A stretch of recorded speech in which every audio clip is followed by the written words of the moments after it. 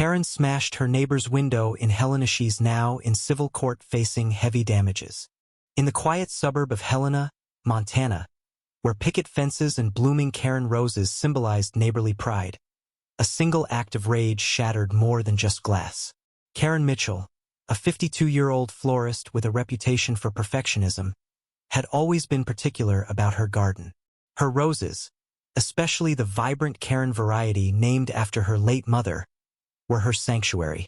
But when her neighbor Tom Hargrove's teenage son, Jake, accidentally kicked a soccer ball into her prized flower bed, crushing a row of blooms, something in Karen snapped. The tension that had simmered for years over late-night barbecues, stray leaves, and petty disputes exploded into a moment that would haunt her. It was a crisp autumn evening, the kind where the air carried the scent of pine and fading sunlight painted the lawns gold. Karen, still fuming from the sight of her trampled roses, marched across the street to Tom's modest ranch-style home.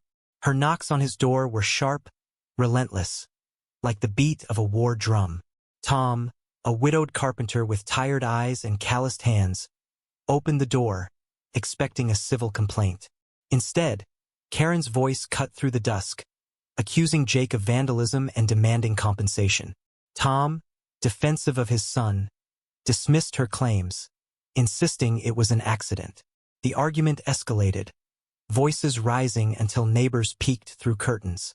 In a flash of fury, Karen grabbed a garden gnome from Tom's porch and hurled it through his living room window. Glass rained onto the lawn, sparkling like cruel stars under the streetlights. The aftermath was chaos. Tom, stunned, called the police, who documented the scene as Karen stood defiant, her hands trembling but her chin high.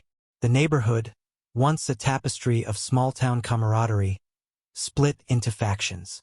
Some saw Karen as a woman pushed too far by carelessness. Others branded her a menace, her temper a blight on Helena's peace. Social media buzzed with hashtags like Karen versus Window and Helena drama, amplifying the rift. But the real battle began when Tom filed a civil lawsuit, seeking $5,000 for the window and emotional distress. Karen, now facing financial ruin and public scorn, hired a lawyer, determined to fight. Enter Sarah, a young mediator assigned to the case before it reached a courtroom. Sarah, barely 30, had moved to Helena seeking a quieter life after years in a cutthroat city law firm. She believed in reconciliation, in finding common ground. But as she sat across from Karen and Tom in a sterile community center room, she realized this was no simple dispute. Karen's defiance masked a deeper pain. Her roses weren't just plants. They were her connection to her mother, who died in a car accident a decade earlier.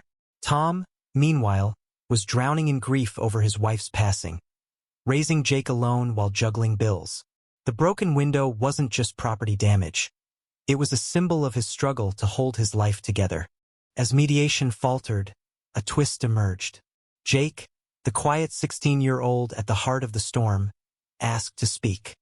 He'd been absent from earlier discussions, overshadowed by his father's protectiveness. In a trembling voice, he confessed that the soccer ball incident wasn't an accident.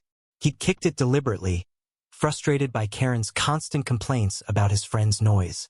The admission stunned everyone. Tom's face crumpled, betrayed by his son's lie. Karen, expecting vindication, instead felt a pang of guilt, assumed the worst of a boy grappling with his own pain. Sarah seized the moment, urging them to see each other's humanity. For a fleeting second, it seemed reconciliation was possible. But the truce didn't last. Karen, humiliated by the public spectacle and unwilling to admit fault, doubled down, accusing Tom of raising a delinquent. Tom, wounded by Jake's confession and Karen's venom, refused to back down. The case went to civil court where a judge ruled against Karen. She was ordered to pay $6,500 more than Tom had asked, covering damages and legal fees. Her savings drained, Karen sold her beloved rose garden to cover the cost, each petal a reminder of her loss. Tom, though victorious, found no joy. Jake's guilt strained their bond, and the neighborhood's judgmental whispers lingered. In the end, Helena's roses bloomed again, but the scars remained. Karen, once a pillar of the community, became a cautionary tale. Tom and Jake moved away, seeking a fresh start. Sarah, disillusioned, wondered if peace was ever possible in a world so quick to judge. The broken window was fixed, but the trust it shattered never healed. What do you think, was Karen's punishment fair, or did the community's rush to judgment deepen the wound? Share your thoughts on justice and forgiveness in the comments below.